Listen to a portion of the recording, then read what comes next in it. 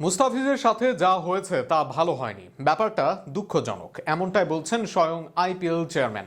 অনেক সময় আশেপাশের মানুষের চাপেও অনেক সিদ্ধান্ত নিতে হয়, তবে শীঘ্রই সুবুদ্ধির উদয় হবে এবং সবকিছু ঠিক হবে বলে আশা করেছেন তিনি। আরও থাকছে প্রতিবেদনে। আইপিএলে মুস্তাফিজুর রহমানকে নিয়ে যে বিতর্ক তৈরি হয়েছিল সেটি নিয়ে অবশেষে মুখ খুলেছেন টুর্নামেন্টের চেয়ারম্যান অরুণ ধুমাল। দীর্ঘদিন নীরব থাকার পর তিনি স্বীকার করেছেন বাংলাদেশি এই পেসারকে দল থেকে বাদ দেওয়ার ঘটনা সত্যি দুঃখজনক ছিল। ঘটনার শুরু গত বছরের ডিসেম্বরে, যখন কলকাতা নাইট রাইডার্স 9,20,00,000 রুপিতে দলে ভিড়িয়েছিল মুস্তাফিজুর রহমানকে। আইপিএলে তার অভিজ্ঞতা ও দক্ষতার কথা বিবেচনা করে এই বড় বিনিয়োগ করেছিল ফ্রাঞ্চাইজিটি, কিন্তু হঠাৎ করে পরিস্থিতি বদলে যায়। বিসিসিআইয়ের নির্দেশনায় তাকে ছেড়ে দিতে বাধ্য হয় কেকেআর, যা ক্রিকেট বিশ্বে বিস্ময়ের সৃষ্টি করে।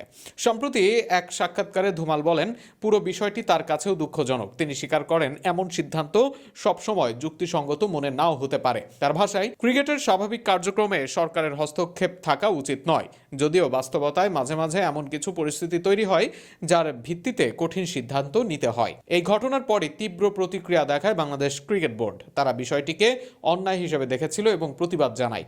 এমনকি নিরাপত্তা ইস্যু সামনে এনে 2026 টি20 বিশ্বকাপ বয়কটের ঘোষণাও দেয় বিসিবি। শর্ত ছিল ভারতের বাইরে ম্যাচ আয়োজন করা হলে তবেই অংশ নেবে বাংলাদেশ।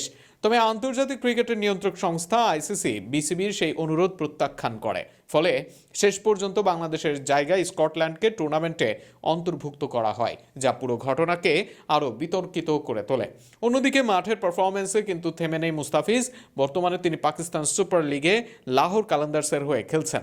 ইতিমধ্যেই 2টি ম্যাচে অংশ নিয়েছেন 2টি উইকেট, আর তার ইকোনমি রেট 4.87, যা তার ধারাবাহিকতা ও কার্যকারিতারই প্রমাণ। সবকিছু মিলিয়ে আইপিএল চেয়ারম্যানের এই মন্তব্য নতুন করে আলোচনার জন্ম দিয়েছে।